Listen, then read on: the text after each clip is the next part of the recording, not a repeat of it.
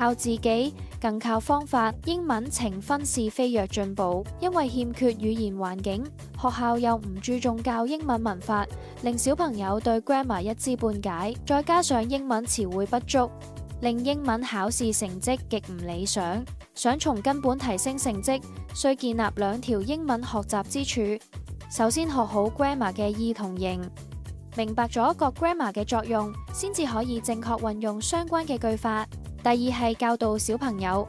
利用碎片時間學習英文詞彙，每日2-3分鐘累積學習，會令你有意想唔到嘅效果。我哋自家編製與別唔同嘅 grammar 2+型課程，加上大量詞彙視頻，再配合高強度嘅寫作同閱讀理解操練，越早建立英文學習支柱，越快打好根基，提升成績。繼續猶豫只會耽誤小朋友學習，立即揾我哋領取詞彙筆記同埋做英文評估。